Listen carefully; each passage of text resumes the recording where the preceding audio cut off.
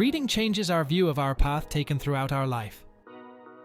I admire those who can quote favorite thoughts from favorite books, famous people, or scriptures. Even more so, I admire those who can remember most of what they have read. I find myself going back and rereading much of what I have already read. And when I do, it often feels like a whole new experience. Each reading brings something new to us. Why would going back and rereading bring new thoughts? This same question could be asked about why you see things differently when you retell your life story. One answer to this question is a crucial point I used in my book, Why Life Stories Change. As you look at your own life story, you see yourself differently.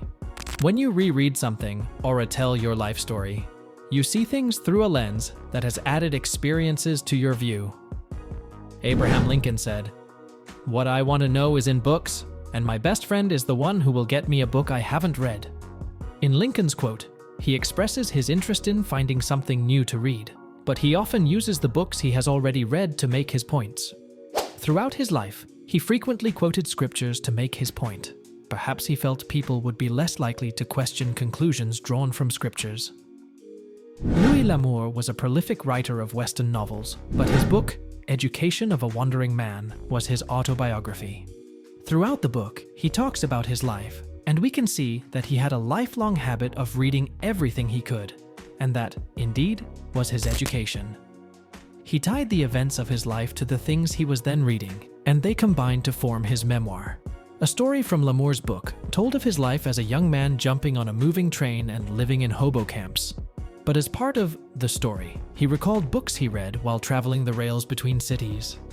Shakespeare's writings contained over 500 references to the Bible. We could ask ourselves why he chose to do that. Was it an effort to influence his followers' feelings, and he needed the authority of the quote? Was that the real reason for Lincoln's similar use of scripture quotes?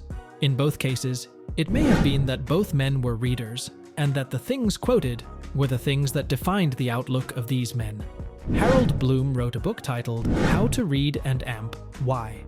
He addresses the meaning of this title in his prologue titled, Why Read? His answer was clear enough. He said it was because it matters. Understanding if it matters to us can be determined by comparing what we read to our lives. In the scriptures, Luke 10:26, Jesus Christ asked a profound question, "And who is my neighbor?" Jesus said unto him, "What is written in the law? How readest thou?"